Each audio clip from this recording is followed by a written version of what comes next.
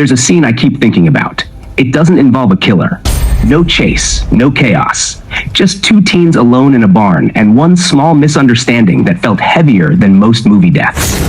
Watch until the end and I'll tell you the name of the movie. But first, I want to unpack what actually happened in that moment and why it says so much more than people realize. Midway through, I'll talk about the strange object Cole gives Quinn just before this scene, and by the end, I'll share what her final words said about how deeply she felt it all. It starts with a quiet text. Outside. She sneaks out. Her dad's passed out on the couch, TV glowing, sound low. She watches him for a second, making sure he doesn't stir, then slips out the door. Cole's waiting. No music, no words, just headlights and silence. There's a party that night. Not the kind you find on flyers. A secret rave, part of the Founders Day celebration. Kids, music, no rules. But before they get there, he gives her something. A small toy. Plastic. A bit unsettling. She doesn't ask questions. She just holds it, quietly. Not knowing yet how much that moment will stick with her. At the party, the barn is alive. Pulsing music, lights flickering in chaotic color. Teenagers dancing like nothing exists outside those walls. Cole and Quinn find each other. They're not wild. They're calm, like they're looking for a moment that feels like theirs. And eventually, she leads him outside. To a second barn.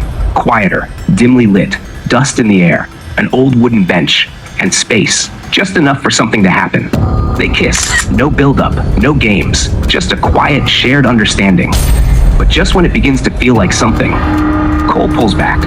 Let's go slower, he says. It was honest, but timing matters. And Quinn? She misreads it. Maybe she thought he regretted the kiss. Maybe she felt like she came on too strong. Either way, her smile fades. She steps back. Cole tries to explain, says things are just complicated for him. It's not about her. But sometimes when something real is interrupted, it doesn't matter why. It just hurts. She grabs her jacket. Before walking out, she says, "Get back to me when you figure yourself out." Not out of spite, just honesty. Have you ever had a moment like that? Where the energy shifted, and even though no one said the wrong thing, it just didn't land the way you hoped? If you have, drop a comment. I've felt that. And if you're someone who watches movies for moments like these, not just what happens, but what it means, subscribe. That's what this channel is here for. Quinn walks back into the party. The lights feel harsher now, the music louder. She's not thinking about fun anymore. She's thinking about him. What that moment was, what it wasn't. And that's when Janet walks up, snarky, watching. She smirks. Rejected again? And Quinn, without missing a beat, looks at her and says, "Why didn't you tell me, Janet?" It's sarcastic, sharp, like she's trying to hold on to some piece of her dignity before it all crumbles. But before anything else can happen, there's a sound. Not from the party, from the woods. It's distant, but not too distant. A shout, panic, someone's in trouble. And suddenly, that toy in Quinn's pocket doesn't feel so harmless. Now here's the thing, that toy, it's the same kind that shows up in scenes where things go very, very wrong. The kind left behind quietly, as a sign, a calling card. But in this case, Cole gave it to her. And no, he wasn't part of anything bad. That much becomes clear by the end. But still, why give it to her? Was it a warning? A way to say, this isn't what it seems?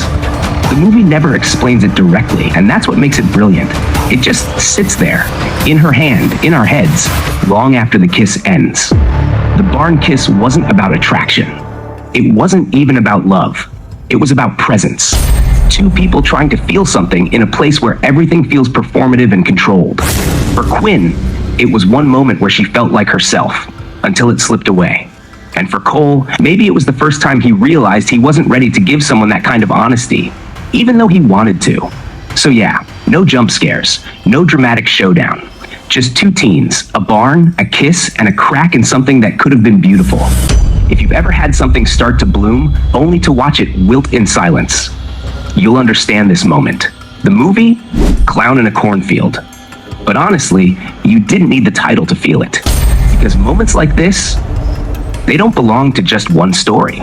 They belong to all of us.